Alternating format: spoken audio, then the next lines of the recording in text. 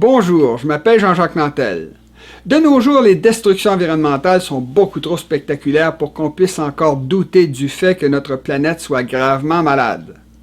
La présence de bateaux de pêche abandonnés en plein milieu du désert, là où était autrefois la mer d'Aral, les multiples exemples de déforestation massive dans les pays tropicaux, l'omniprésence du smog industriel ou des déchets dans les campagnes, dans les forêts, sur les plages du monde, ou encore la pollution massive des deltas de nos fleuves les plus importants sont tous des exemples de très lents processus de dégradation environnementale que nos chefs d'État ont laissé se produire sans intervenir ou presque. Ils ont fait comme le capitaine du Titanic qui avait été informé de la présence d'icebergs la nuit du naufrage, mais qui a quand même été se coucher sans ordonner de réduire la vitesse du navire ou de mettre le cap au sud. Compte tenu de la mentalité de nos politiciens qui pensent seulement qu'à se faire élire, on peut être certain qu'ils vont faire exactement comme le capitaine du Titanic en cas de catastrophe majeure, c'est-à-dire qu'ils vont être tellement affolés et désorientés par l'ampleur du désastre qu'ils vont eux aussi regarder sombrer le navire sans faire quoi que ce soit de vraiment utile. Ce qui caractérise toujours les catastrophes, c'est qu'elles relâchent beaucoup d'énergie en très peu de temps. Normalement, quand beaucoup d'énergie est relâchée, mais très lentement, sur un fleuve tranquille par exemple, les gens peuvent toujours s'organiser pour en profiter. Mais tout change quand un embâcle de glace, par exemple, se forme sur le même fleuve l'hiver, étant donné que l'eau se met à monter tellement rapidement derrière l'embâcle que tout le monde est obligé de se sauver parce qu'ils savent que l'embâcle va finir par céder brutalement en répandant sur le pays environnant des montagnes de glace. Parce que les êtres humains vivent sur une planète qui est habituellement calme, ils croient que des catastrophes comme ça sont rares et exceptionnelles. Eh bien non, c'est faux. Par nature, l'univers où nous vivons est un endroit dangereux étant donné qu'il est parcouru en tous sens par des rayons cosmiques qui auraient tôt fait de tous nous tuer s'ils n'étaient pas déviés par le champ magnétique terrestre. À ça s'ajoutent les milliards de comètes et d'astéroïdes qui parcourent l'espace intersidéral à toute vitesse et qui, quand ils sont suffisamment gros, viennent parfois s'écraser sur Terre. C'est arrivé en 1908 à Tunguska, en Sibérie. Sous nos pieds aussi, la Terre est un endroit dangereux, étant donné qu'elle est régulièrement secouée par des éruptions volcaniques et par des tremblements de terre qui sont d'autant plus dangereux qu'ils déclenchent souvent des incendies, des glissements de terrain, des avalanches ou des tsunamis. Si les tsunamis, par exemple, tuent autant de gens, c'est parce que ce ne sont pas de simples vagues comme celles que produit le vent sur les océans. Quand vous plongez dans une vague, vous passez par-dessus sur un océan, vous vous retrouvez toujours à peu près au même endroit, parce que ce n'est pas l'eau qui se déplace dans une vague, mais l'énergie qu'elle contient. L'eau, elle, se contente de monter et de redescendre pendant que l'onde de la vague passe. Or, dans un tsunami, c'est l'eau elle-même qui se déplace dans un sens horizontal. Un tsunami, c'est produit par un tremblement de terre sous-marin.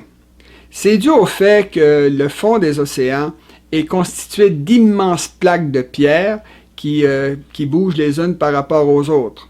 Ce qui fait que parfois beaucoup d'énergie s'accumule là où se rencontrent deux plaques jusqu'au moment où la pierre cède brutalement en soulevant une immense couche d'eau liquide qui se met aussitôt à foncer vers les côtes. Les villes portuaires qui sont installées dans des baies sont particulièrement vulnérables quand il y a un tsunami, étant donné que les côtes convergent dans ces endroits-là et que le fond de la mer remonte, ce qui fait que l'eau est obligée de monter en hauteur, ce qui crée une immense muraille d'eau qui déferle sur la côte en arrachant tout ce qu'elle rencontre. Ce qui est le plus meurtrier dans un tsunami, c'est pas quand l'eau monte, c'est quand elle redescend en charriant des maisons et toutes sortes de débris qui déchiquettent tous ceux qui ont eu la malchance d'être emportés. Après un tsunami, on trouve des petits morceaux de monsieur un peu partout. Puisque nous vivons entre ciel et terre, c'est-à-dire entre deux mondes très dangereux, comme nous venons de le montrer, comment se fait-il que ce soit aussi confortable de vivre à la surface de la planète Terre? Eh bien, c'est à cause de la vie. C'est parce que la vie nous protège. Les forêts, les récifs de coraux, la vie marine, en fait, tout ce qui vit, utilise en effet tellement d'énergie pour vivre et se développer qu'il en reste très peu pour créer des catastrophes à la surface de la Terre.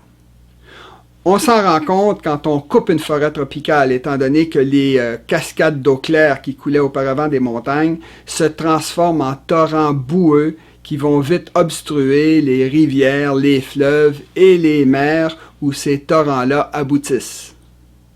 Si, au 21e siècle, la planète subit de plus en plus de catastrophes naturelles, c'est d'abord et avant tout parce que notre mode de vie industriel tue la vie.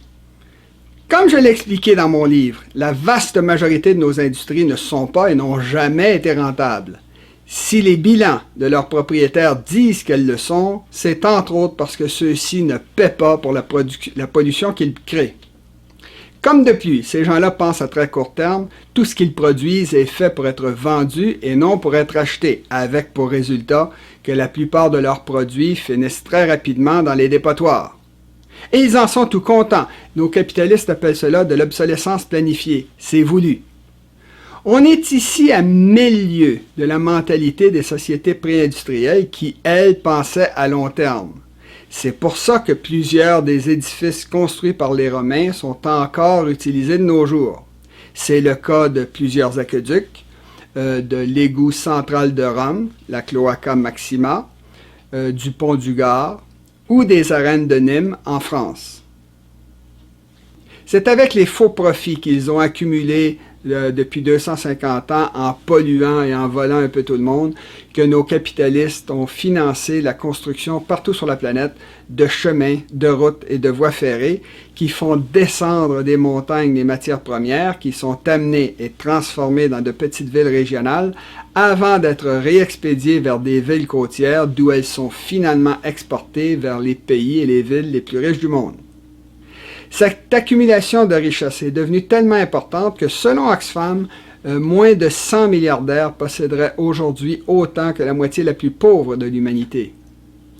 Il va sans dire qu'une telle concentration de richesses et donc d'énergie augmente de beaucoup les risques qu'une catastrophe d'envergure se produise. C'est d'autant plus vrai que nos sociétés modernes dépendent de plus en plus de systèmes très fragiles qui ont souvent été mis en place sans tenir aucun compte des avertissements de nos géologues et de nos écologistes.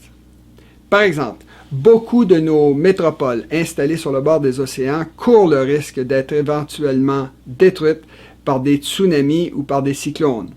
Pensez à la Nouvelle-Orléans de 2005 qui a été dévastée par l'ouragan Katrina. Ces mêmes villes pourraient aussi être submergées par la montée du niveau des océans qui, selon les experts, va être causée par l'actuel réchauffement climatique. D'autres grandes villes, comme San Francisco, ont été construites en toute connaissance de cause à proximité de failles géologiques actives comme celle de San Andreas en Californie. Il y a aussi le fait que nous dépendons tous pour nos télécommunications d'un réseau de satellites qui pourrait à tout moment être détruit par la réaction en chaîne causée par les milliards de débris provenant de collisions spatiales. Comme vous pouvez le constater ici, une telle collision s'est produite en 2014 au-dessus du pôle Nord. Ajoutons qu'il y a plus de 400 réacteurs nucléaires en opération dans le monde, des réacteurs dont beaucoup sont aussi dangereux que ceux de Tchernobyl et de Fukushima qui ont explosé. On pourrait aussi parler des bombes à retardement que représentent les déchets nucléaires que nous avons enfouis sous terre ou jetés dans les océans au cours des dernières décennies. À plus petite échelle, on trouve un peu partout sur la planète des routes qui ont été creusées à flanc de montagne sans se soucier des glissements de terrain et des avalanches que ça pourrait provoquer. D'immenses gratte-ciels extrêmement vulnérables ont aussi été construits dans une foule de pays. Il y a même des laboratoires de recherche qui ont été installés dans des villes très peuplées et dont la mission est d'étudier les bactéries et les virus les plus dangereux qui aient jamais été découverts. Remarquons que les ingénieurs savent que ce qu'ils font pour un jour déclencher des catastrophes, étant donné qu'ils installent partout des joints d'expansion, des freins de secours, des purificateurs d'air ou des mises à la terre. Quand nos ingénieurs réalisent un projet hydroélectrique sur une rivière, ils s'arrangent toujours pour accumuler le maximum d'énergie et de profit en créant des lacs artificiels en escalier, mais ils s'arrangent toujours pour ajouter à leurs ouvrages des évacuateurs de crues parce qu'ils savent que des imprévus pourraient survenir. Pour être tout à fait juste, il convient de dire que ce que fait l'être humain n'est pas toujours nuisible aux environnements. Les barrages hydroélectriques construits dans le Grand Nord en sont un bon exemple, étant donné qu'ils créent des microclimats dont profitent les espèces locales. Les Autochtones disent d'ailleurs que la chasse est plus facile près des barrages. C'est la même chose avec les oasis artificielles qu'on construit dans des déserts ou avec les récifs artificiels qu'on crée en coulant volontairement des navires dans la mer, ce qui permet à une foule d'espèces de s'y cacher et de se développer à l'abri de leurs prédateurs.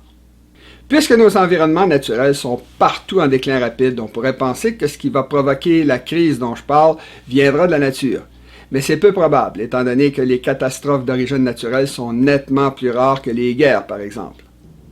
Rappelons que les guerres, surtout les guerres offensives, sont en partie des phénomènes naturels, étant donné qu'elles se produisent quand un peuple a amassé suffisamment de richesses et surtout lorsqu'il a beaucoup de jeunes hommes à faire tuer.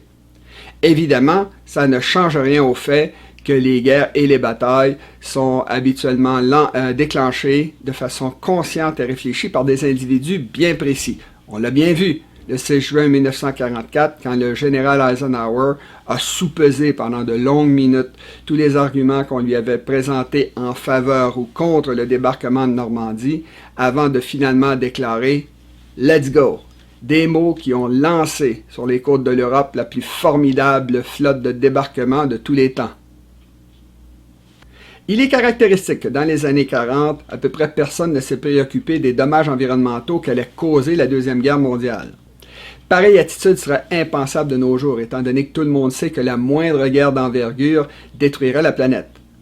Nos armes modernes sont devenues tellement puissantes que la vraie crise, celle qui fera vraiment mal, va tout probablement être causée par une accumulation de petites guerres régionales dont les effets combinés vont être plus meurtriers que les guerres elles-mêmes. C'est d'autant plus probable que, même en temps de paix, la plupart des États modernes n'ont plus assez d'argent pour réparer les systèmes compliqués et fragiles dont nos vies dépendent et qui seront justement visés et détruits par ces guerres-là. En Occident, la décadence est la principale responsable de cet état de fait. Comme ça fait plus de 2 générations que l'Europe n'a pas été ravagée par une vraie crise ou une vraie guerre, une grande partie de sa population est désormais composée par des bébés gâtés qui ont été élevés dans la ouate et qui ne comprennent pas qu'il est difficile de gagner et surtout d'économiser de l'argent. Pour eux, quand il n'y a plus de sous ou de chocolat, il suffit d'en demander à papa, à maman, au gouvernement, aux riches, aux multinationales, etc. Ces éternels enfants ignorent même qu'une frontière, ça sert à protéger de la richesse. La crise des faux réfugiés en Europe est un pur produit de cette mentalité, étant donné que ce sont les bébés gâtés des pays les plus difficiles à atteindre qui font tout ce qu'ils peuvent pour y faire venir des millions de sans-papiers dont personne ne sait rien. La Suède, qui est autrefois citée pour l'efficacité de son économie et de ses services sociaux, en est l'exemple classique, étant donné que pour s'y rendre, les faux réfugiés qui viennent d'Afrique noire doivent traverser plusieurs pays d'Afrique, le Sahara, la partie peuplée du Maghreb, la mer Méditerranée, plusieurs pays européens et enfin la mer Baltique. Évidemment, quand on perturbe aussi brutalement la machine économique bien huilée d'un peuple homogène qui produisait auparavant des surplus de richesse, eh bien ce peuple-là arrête aussitôt d'en produire et cesse de pouvoir aider les peuples du tiers-monde. Ce qui est pire, c'est que ces dirigeants se mettent alors à faire n'importe quoi pour plaire à la population en réduisant ses impôts ou en lui offrant régulièrement de nouveaux services gratuits. Et pour trouver l'argent nécessaire, ces politiciens-là cessent alors de réparer les infrastructures du pays et ramènent les taux d'intérêt à presque zéro, ce qui leur permet d'imprimer à tour de bras de l'argent et de créer d'immenses dettes nationales qui ne leur coûtent rien ou presque. Évidemment, tout ça dure jusqu'au moment où l'hyperinflation se met de la partie en réduisant à presque rien la valeur des pensions, des salaires et de tout ce que possède la population. avec pour résultat qu'un nouveau pays vient se joindre à la longue liste de ceux qui sont pauvres et malheureux. Puisque l'anarchie est en train de s'installer un peu partout au Moyen-Orient, en Afrique centrale, en Europe et dans des pays comme le Brésil ou le Venezuela, on doit s'attendre à ce que la prochaine dépression économique réveille un peu partout des vieilles haines et de vieilles rancœurs et à ce que de multiples guerres civiles et régionales éclatent un peu partout. C'est déjà commencé. Comme ces guerres-là seront faites avec des armements conventionnels de plus en plus puissants, c'est probablement elles qui vont nous faire passer sous le seuil où nos environnements naturels vont s'effondrer de façon brutale et définitive. Ce que l'histoire nous apprend, mais que nous avons oublié à cause des progrès faits par la médecine au cours des 2 derniers siècles, c'est que d'habitude, la guerre détruit la terre et fait fuir les agriculteurs, ce qui provoque des famines qui affaiblissent le système immunitaire de la population qui se met très vite à mourir de maladies. Dans le passé, ce qui a tué le plus de monde, ce sont les 3 sœurs siamoises et inséparables que sont la guerre, la famine et l'épidémie. Notons que les famines et les épidémies dont je suis en train de parler vont forcément se produire au cours des prochaines décennies, étant donné que, selon l'ONU, l'humanité possède des réserves de nourriture pour moins de 3 mois.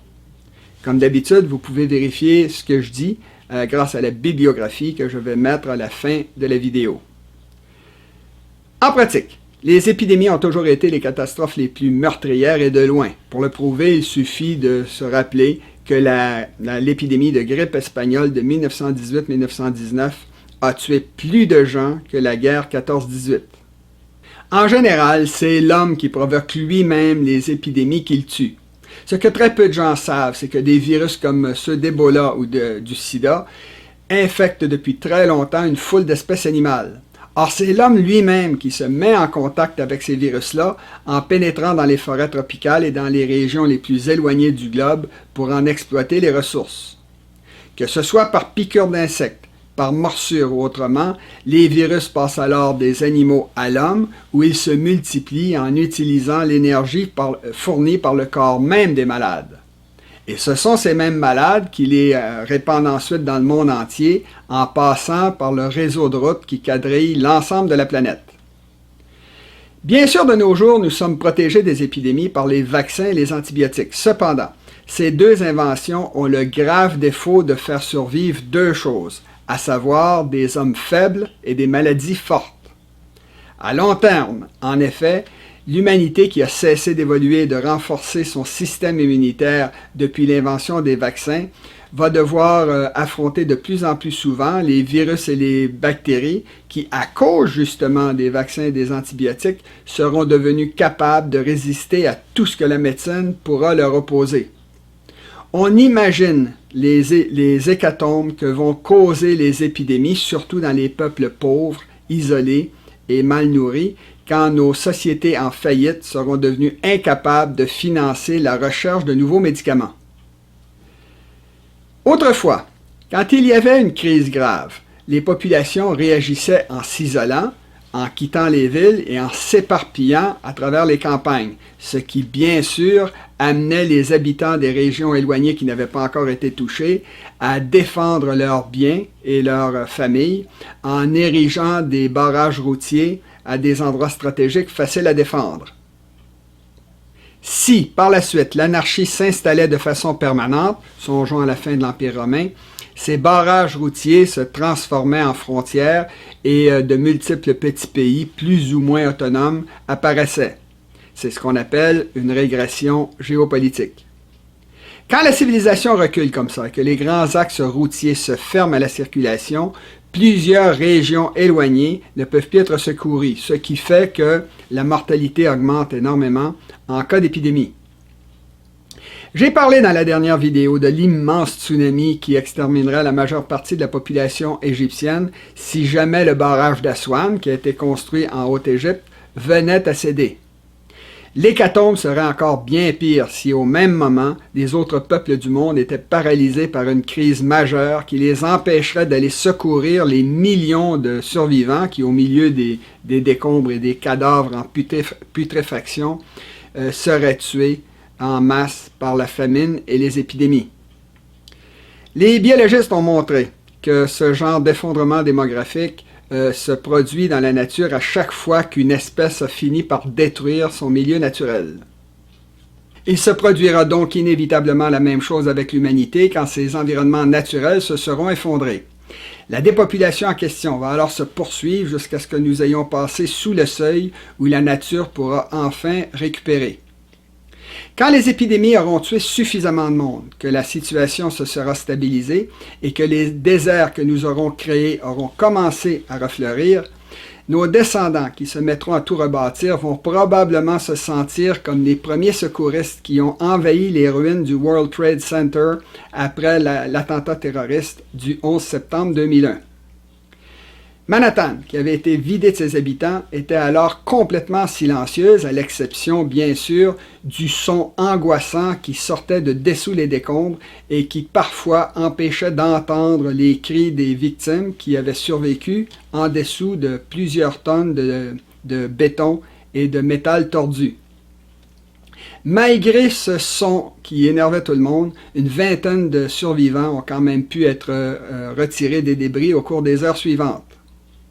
Les pompiers, qui ont alors arrosé les débris fumants des 2 tours jumelles pendant plusieurs jours, se sont tous plaints de ce son lugubre et persistant qui dominait totalement le chantier.